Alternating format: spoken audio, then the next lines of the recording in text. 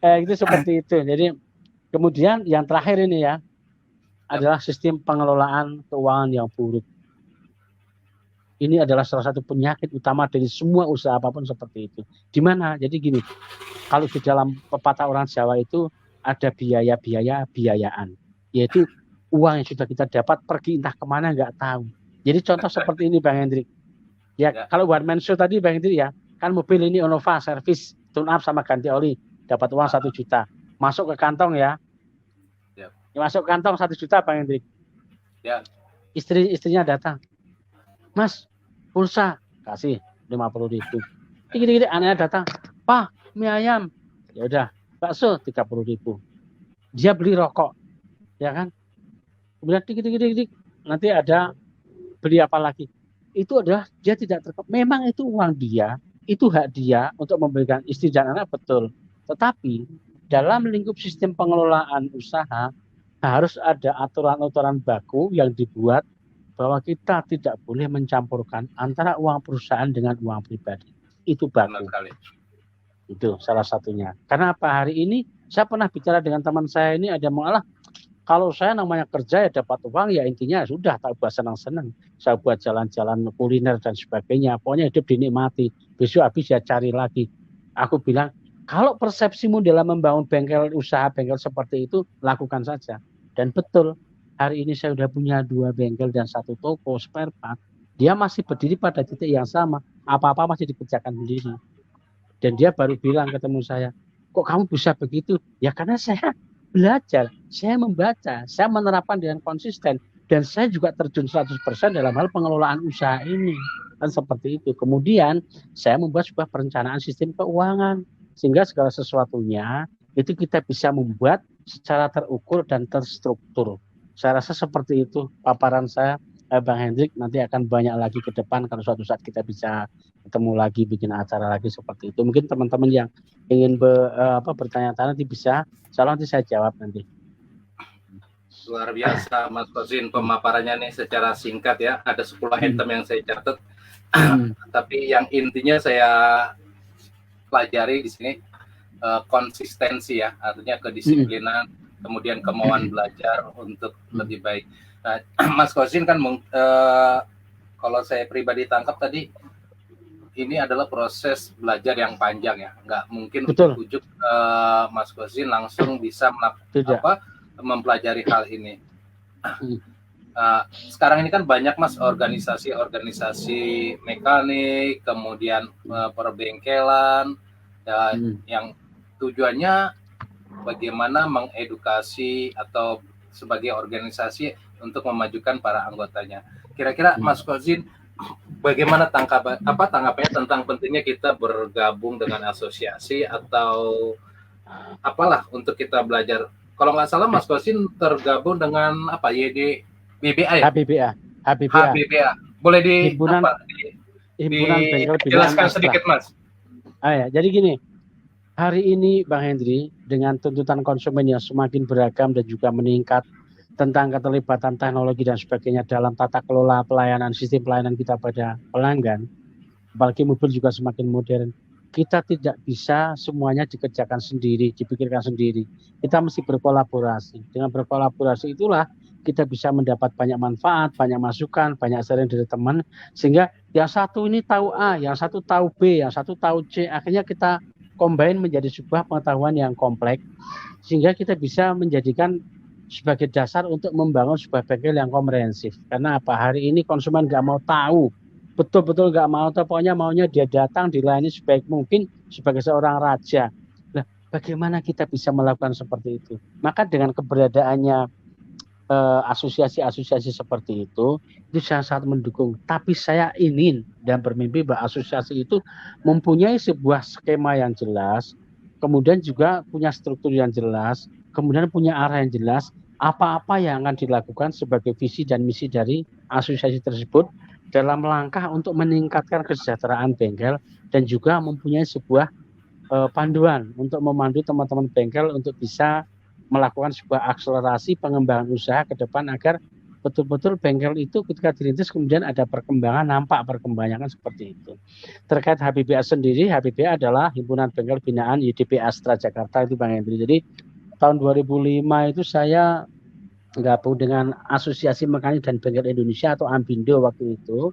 Kemudian di tahun 2015 juga saya itu dipercaya untuk mengadakan sebuah pelatihan diklat sistem injeksi step 1 di Yogyakarta dan sukses berjalan dengan baik, tapi akhirnya vakum kepengurusannya karena ya satu dan lain hal. Akhirnya karena vakum gak ada kegiatan, saya dengan almarhum kakak saya keinginan untuk melanjutkan kisah asosiasi itu dengan membuat sebuah paguyuban bengkel. Intinya ya visinya hanya untuk itu.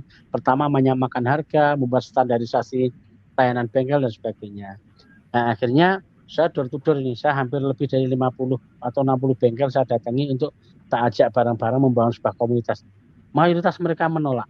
Mereka berpikir menolak. Dan mereka bengkel-bengkel yang besar yang menolak. Mereka bilang, Mas, saya nggak perlu begituan. Hari ini bengkel saya udah ramai, ngapain begitu? Dan ternyata banyak di antara mereka menyesal ketika sekarang HBBA Jogja melesat ke depan menjadi sebuah paradigma baru dalam sistem pelayanan perbengkelan yang lebih tertata kan begitu. Nah, tahun 2016 YDBA Yayasan Dharma Bakti Astra Jakarta menawarkan sistem pendampingan pengelolaan bengkel lewat pelatihan-pelatihan manajemen. Ya, bukan teknis ya Bang, itu ya, manajemen ya. Nah, iya, itu menyentuh sisi manajerial bengkel itu 2016. Nah, saya Madinah salah satu menjadi 4 bengkel pilot project yang sebagai percontohan. 1 Amarta, yang kedua itu Barokah, yang 1 APM punya Pak Anton, yang keempat bengkel Madinah itu digembleng sistem manajerialnya dari yang paling pertama adalah yaitu sistem 5R. Kemudian setelah 5R, kemudian sistem pembukaan sederhana.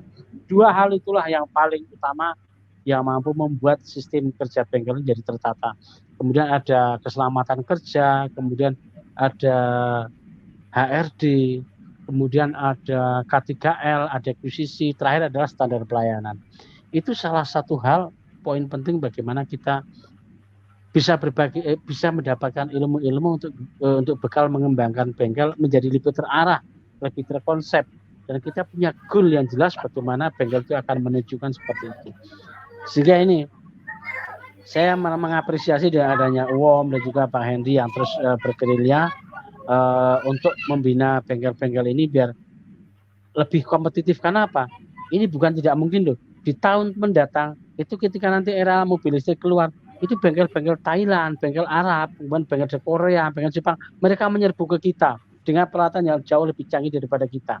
Segalanya lebih bagus. Apa kita siap untuk sampai di sana dengan pasar bebas terjadi? Apa kita siap melawan mereka?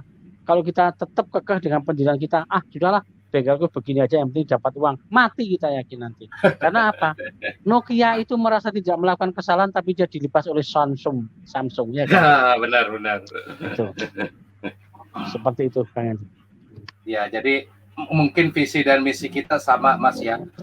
Betul. UOM Union of Mechanical ini ya sebenarnya sih hanya salah satu dari asosiasi mekanik dan pengusaha-pengusaha bengkel kecil ya. Kita berkeinginan kita berkolaborasi, saling sharing. Kemudian saya juga mencanangkan adanya Montir Pro Academy ya, bagaimana supaya teknisi yang berada di luar bengkel ATPM bisa mengakses training yang berkualitas, karena salah satu kesulitan teknisi-teknisi yang nggak di ATPM kan akses training yang bagus lah. Nah, kita berusaha itu artinya bukan saya sendiri, tapi dengan teman-teman yang ada di komunitas ini, kalau kita bersatu ya mungkin tugas itu akan lebih ringan. Tujuannya sih apa sih?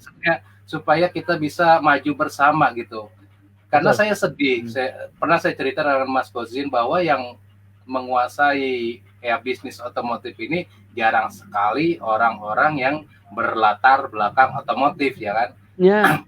Justru banyak orang-orang yang punya modal besar, manajemennya bagus, dia rekrut orang-orang otomotif yang terbaik menjadi karyawan terus gitu. Nah, akan sangat suatu kebanggaan nih seperti Mas Kozin yang emang dari teknisi otomotif merangkak dari bawah ya, setidaknya bisa bersaing dengan bengkel-bengkel sekelas RTPM. Itu harapan kita ke depan. Jadi saya sangat berharap Mas Kozi ini ke depannya tetap bersedia memberikan sharing-sharing pengetahuan tentang bengkel. Nanti kita bikin ya lebih sistematis pembahasannya pun mungkin per segmen tentang pengelolaan usaha, tentang yang tadi poin-poin yang Mas Kozi sampaikan. Oke, tapi bisa penutup, diterima Bang Hendri dari apa yang saya sampaikan. Sangat diterima. Mungkin sebagai penutup Mas Kosin ada pesan buat teman-teman kita untuk komunitas otomotif perbengkelan seluruh Indonesia. Karena kan saya melihat nih di Facebook ini Mas Kosin ini sebagai tempat sowan gitu. Mekanik, pengusaha bengkel dari berbagai daerah datang nih ke tempat Mas Kosin. Nah, sekarang Mas Kosin dengan adanya teknologi ini kan bisa nih menemui rekan-rekan yang ada di daerah. Silakan Mas, mungkin ada yang disampaikan. Iya, terima kasih sekali Bang Edi. Sebenarnya saya bilang saya sangat terharu dan tidak percaya bahwa tulisan-tulisan sederhana saya itu ternyata bermanfaat bagi mereka. Saya tidak pernah menyangka. Kok tahu-tahu hari ini album saya sudah ratusan mekanik dari seluruh Indonesia datang ke bengkel Madinah. Suatu saat akan saya publis itu bahwa mereka, saya mengapresiasi kok mereka mengeluarkan tenaga, uang dan waktu untuk datang ke bengkel Madinah, padahal kadang mereka bengkelnya lebih bagus daripada saya loh. Bener, banyak lebih bagus daripada saya, tapi mereka meluangkan waktunya untuk sharing dan sebagainya. Itu suatu hal bagi saya, suatu hal yang luar biasa. Jadi sekali lagi saya sampaikan pada mekanik seluruh Indonesia dan Anda yang sudah memiliki bengkel bahwa hari ini perkembangan dunia begitu pesat, teknologi juga sudah luar biasa. Jangan sampai mereka mengambil peran kita. Jalan rezeki kita adalah ada di sini di dunia perbengkelan ini. Kalau bukan kita yang mempertahankan dari apa yang menjadi ladang rezeki kita, akan diambil oleh orang. Jangan Anda berpikir bahwa Anda akan baik-baik saja, Anda akan aman, tidak. Di luar sana ribuan jutaan orang yang ingin mengincar posisi Anda, pemilik bengkel. Makanya sekarang apa saya bilang seperti tadi bahwa sekarang para investor sudah mengetahui potensi pasar otomotif Indonesia sehingga orang-orang luar negeri sekarang mulai menancapkan kukunya. Mereka mulai mendidik tenaga-tenaga untuk di-develop menjadi orang-orang yang nanti akan memegang bengkel-bengkel mereka. Jadi ini bukan sebuah saya menakut-nakuti enggak, tapi ini ancaman serius bagi dunia perbengkelan kita. Kalau kita enggak hati-hati dari sekarang membangun sistem bengkel yang jauh lebih baik, itu kita akan kalah. Kita diuntungkan karena faktor kultur mereka satu budaya dan kita punya kemudahan dalam faktor berkomunikasi. Tapi itu tidak menjamin bahwa mereka akan tetap bersama kita. Ketika nanti datang perusahaan Korea yang sudah jelas itu perusahaan dari Korea Selatan itu dia sudah jelas-jelas dia sudah menyiapkan dana miliaran dolar untuk membuat beberapa dealer mereka di Indonesia. Itu privat ya, bukan punya dealer seperti Kia atau Hyundai, enggak. Itu privat, bengkel privat. Karena mereka membaca besarnya potensi pasar otomotif Indonesia. Kenapa? Minimal 1 tahun itu negara kita terjual 1 juta unit mobil. Bayangkan. Itu potensi pasar otomotif kita masih sangat luar biasa. Sehingga pada teman-teman sekalian, saya berpesan jangan bosan-bosan untuk belajar tentang pengembangan usaha bengkel. Kenapa? Skill teknis Anda dan kemampuan Anda membaca DTC tidak cukup mampu untuk menjawab tantangan dalam pengelolaan bengkel. Saya rasa seperti itu Bang Edi, terima kasih sekali.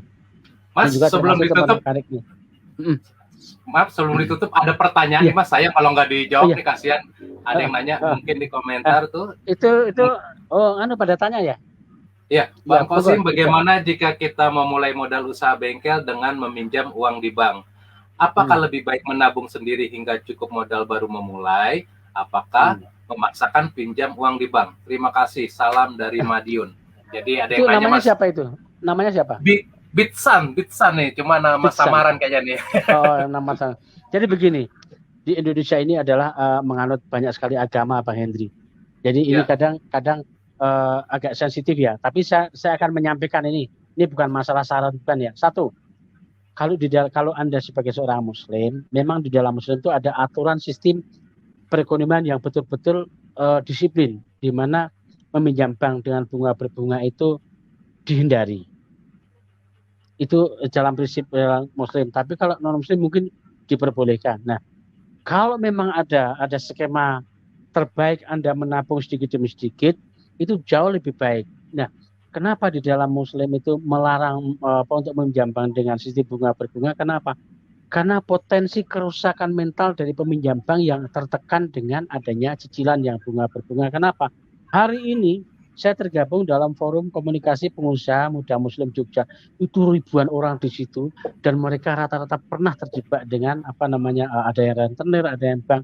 Memang mereka akhirnya sepakat bahwa menabung sedikit demi sedikit untuk membangun usaha jauh lebih menenteramkan dan nyaman daripada meminjam bank dengan bunga yang mencekik leher kan seperti itu. Kenapa?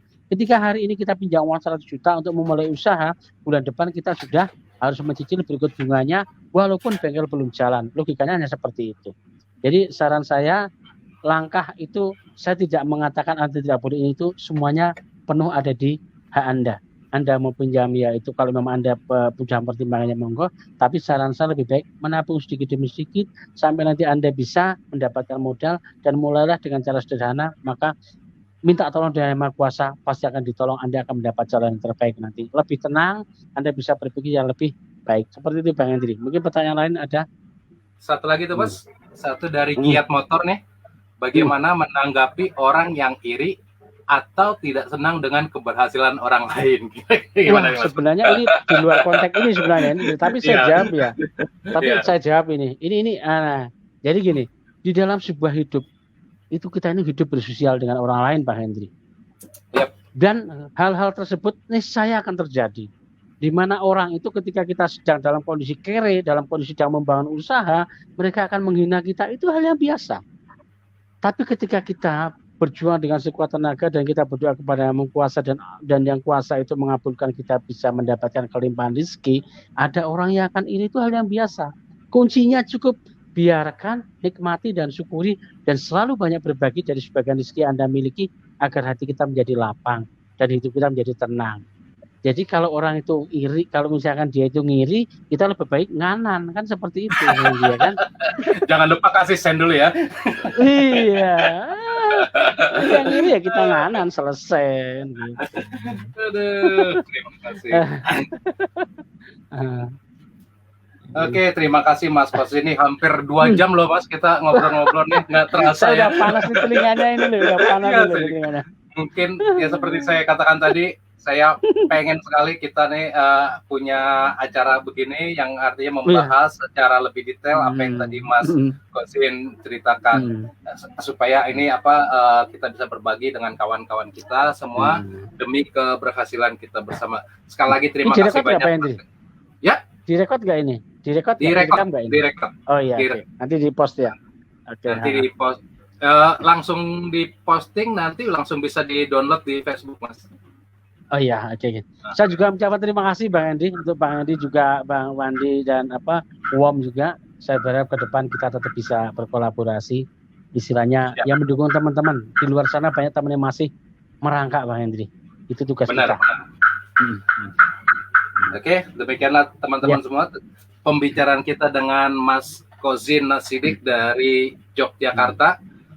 Saya sangat sangat senang sekali apa yang menjadi buah pemikiran Mas Kozin ini, mudah-mudahan dapat menginspirasi kita semua bagaimana melakukan tata kelola bengkel yang baik.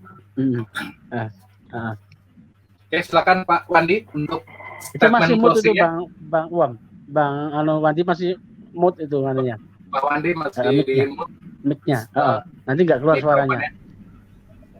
Ya, silakan Pak Wandi. Saya ucapkan terima kasih kepada Pak Kozin Nasidik atas wejangan-wejangannya, atas motivasi-motivasinya, dan ternyata memang sangat cocok dengan apa yang saya gelarkan kepada Pak Henry, bahwasannya Pak Kozin Nasidik ini adalah cendekiawan intelektual mekanika.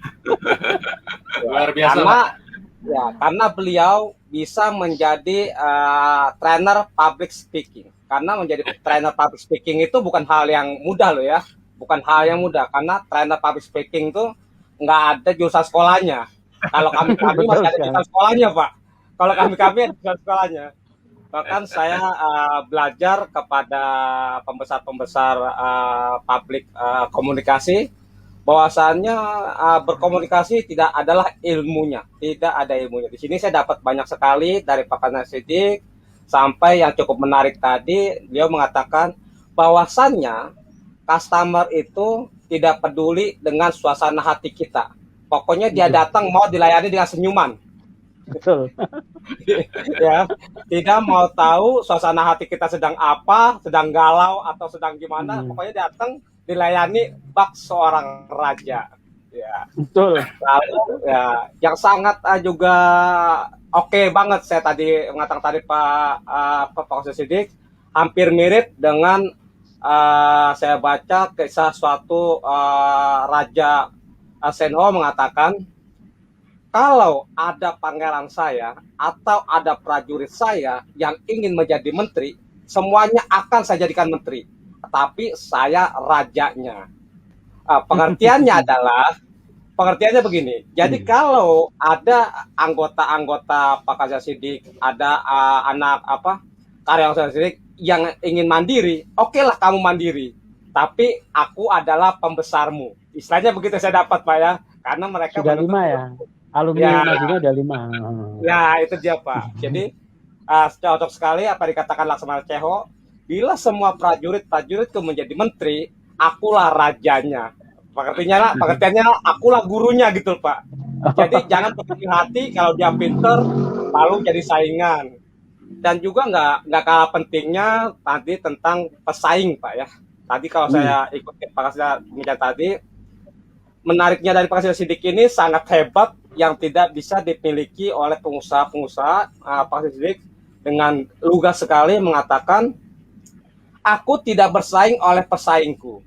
Aku tidak bersaing oleh pesaingku. Karena aku besar dari pesaingku. Ya kan? Karena tadi dikatakan dalam depan Madinah Siddiq tuh ada puluhan bengkel. Jadi aku besar, ada pesaingku. Cocok juga kata bijak mengatakan, kalau kamu tidak mau bersaing dan tidak mau memenangkan persaingan, ya usahanya di hutan, nggak ada pesaing, tapi nggak laku. Betul maksudnya ya? Iya. Bengkel di hutan, nggak ada saingan, tapi nggak laku. Nah, kan? Makanya kata orang tua kan, dagang sembako di pasar dengan produk yang sama, harga yang sama, tapi Tuhan beri porsi yang sama juga, kan gitu ya Pak ya?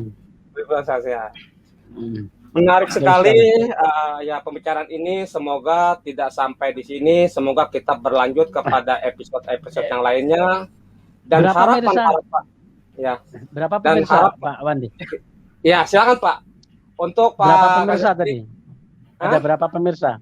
Pemirsanya berapa? Tadi sekitar ada kalau yang terekod di saya Pak berbeda-beda Pak ya. Kalau sistem ini, jadi kalau saya misalnya bertemannya ada 60 orang. Mungkin yang lihat sesuai dengan yang saya tahu teman saya. Kan kalau Pak Kasnya Siddiq kan beda lagi kan. Beda gitu lagi. Ya. Ada berapa teman. Jadi sesuai dengan rekod daripada pertemanannya Pak gitu. Yes, lumayan tuh. Ya, lumayan. Lanjut Pak. Ya, jadi puji Tuhan, syukur alhamdulillah, kita jangan menampik sebuah ilmu. Jangan kita lihat daripada siapa pemberi ilmunya, tapi yang kita lihat adalah ilmunya. Sesuai dengan kata bijak mengatakan, bila yang keluar dari belakang ayam itu telur, ambil telurnya, kotorannya jangan diambil. Ya, demikianlah pembahasan kita. Saya mengucapkan banyak terima kasih kepada Pak Kasnya Siddiq dan kepada sahabat saya Pak Henry Huta Barat. Saya mengucapkan Assalamualaikum binafsi bitaqallah. Wassalamualaikum warahmatullahi taala wabarakatuh. Waalaikumsalam warahmatullahi wabarakatuh. Selamat malam. Terima kasih Pak Kosin. Terima kasih ya.